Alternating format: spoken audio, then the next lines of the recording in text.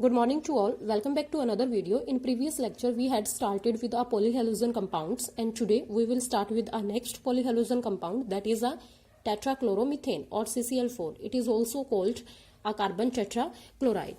It is prepared by the help of a chlorination of a methane in the presence of sunlight. और क्या बन जाता है हमारे पास CCl4 कार्बन टेट्राक्लोराइड, और HCl यहाँ से बाहर निकल जाता है. इस रिएक्शन को बैलेंस करेंगे तो क्या आएगा, 4 यहाँ आ जाएगा और 4 यहाँ आ जाएगा. CCl4 is a colorless poisonous liquid soluble in alcohol and ether.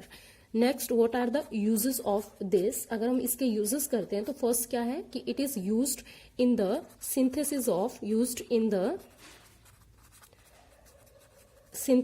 of CFCs compound, chlorofluorocarbons and other chemicals. Secondly क्या होता है, it is widely used as a solvent in the manufacture of pharmaceuticals. Third क्या था कि it was widely used as a fire extinguisher under the name pyrene, कि पहले इसको pyrene के नेम से fire extinguisher में भी यूज किया जाता था. तो this is the uses of CCl4. Now, what are the physiological effects of CCl4? कि CCl4 के अगर हम इफेक्ट्स देखते हैं, environmental as well as physiological effects, तो फर्स्ट क्या है, इट कॉजेज लीवर कैंसर. क्या करता है ये ह्यूमन बीइंग में, लीवर कैंसर को कॉज करता है. एंड द सेकंड इज, इसके कॉमन इफेक्ट्स क्या हो सकते हैं, common effects are dizziness, nausea and vomiting.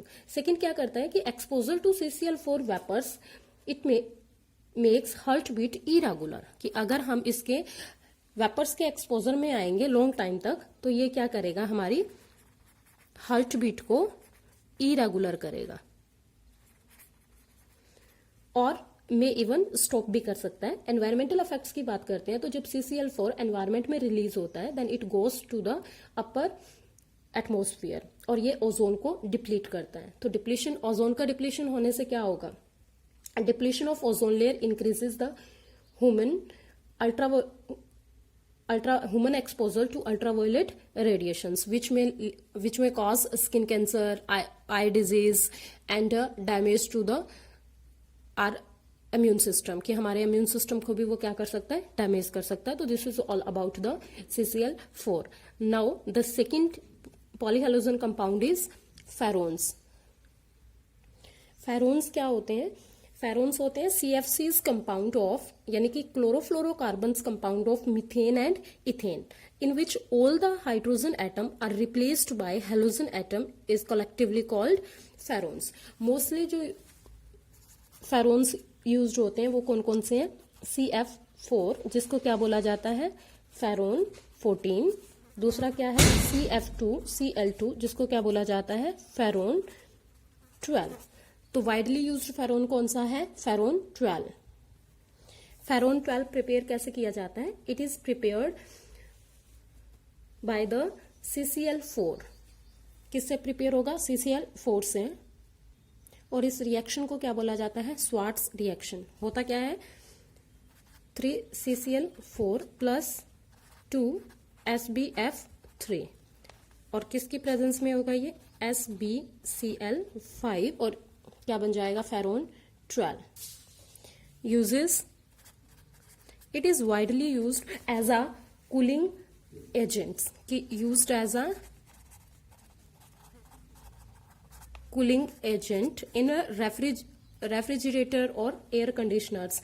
Secondly ये यूज कैसे किया जाता है, यूज्ड एज अ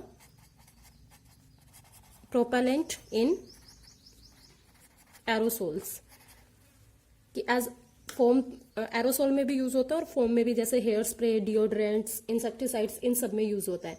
अगर हम एनवायरमेंटल इफेक्ट्स की बात करते हैं तो फेरोन अगेन क्या करेगा कि फेरोन गोज टू द एटमॉस्फेयर और वहां जाके ये it diffuses unchanged into the stratosphere, कि स्ट्रेटोस्फीयर में जाके ये डिफ्यूज नहीं होता है और it initiate chain reactions which can disrupt the natural ozone balance, कि नेचुरल ओजोन बैलेंस को ये डिसरप्ट करेगा. So this is the uses and environmental effect of pherones. Next is the DDT. Next polyhalogen compound हमारे पास कौन सा है, DDT. DDT कैसे prepare होता है कि it is prepared by the chlorobenzene. ये क्या है हमारे पास, क्लोरोबेंजीन एंड अ क्लोरल. किसकी हेल्प से? Chloral. In the presence of concentrated H2SO4 by heating, कि जब हम क्लोरोबेंजीन और क्लोरल को मिक्स करके H2SO4 की प्रेजेंस में हीट करते हैं तो यहां से क्या होगा? वाटर निकल जाएगा और क्लोरल का CH3CCl3 ये इस बेंजीन के साथ, क्लोरोबेंजीन के साथ अटैच हो जाता है। दिस इज द DDT और वाटर यहां से रिमूव हो जाता है। DDT के यूजेस क्या है? फर्स्ट यूज होता है ये used as a insecticide to kill insects and mosquito. सबसे वाइडली यूज्ड क्या है इसका? As a insecticide. जितनी भी हमारी फोडर क्रॉप्स हैं और शुगर केन की क्रॉप्स हैं उनके अंदर क्या होता है? मॉस्किटोज और इंसेक्ट्स को किल करने के लिए यूज किया जाता है। सेकेंडली इसका यूज क्या है? It is also effective against female Anopheles mosquitoes which spread malaria, कि जो मलेरिया स्प्रेड करता है उसके अगेंस्ट भी, उस मॉस्किटो के अगेंस्ट भी ये इफेक्टिवली यूज किया जाता है। Now the tragic side effects of DDT, कि DDT के साइड इफेक्ट्स क्या हैं? अगर हम इसके साइड इफेक्ट्स को देखते हैं तो we all know DDT is not completely biodegradable. तो ये क्या है? कंप्लीटली बायोडिग्रेडेबल नहीं है। तो it gets deposited and stored in fatty tissues, कि कहां स्टोर होती है ये? Stored in fatty tissues. So, if this ingestion continue as a steady rate, DDT builds up within the animals over time. This affects the reproductive system of animals. कि ये क्या करती है? Animals के affects क्या करेगी? Affects the reproductive system of animals. तो due to this effect, the use of DDT was banned. DDT को क्या किया गया था? वॉज बैंड, बैन कर दिया गया था इन USA इन 1973 में।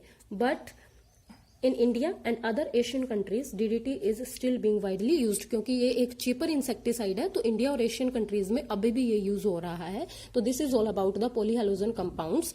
यहाँ पे हमारा यूनिट 9 हेलो एल्किन्स और हेलो एरीन्स जो है वो कंप्लीट होता है। तो हम नेक्स्ट लेसन स्टार्ट करेंगे। तो till then keep revising unit 9 complete.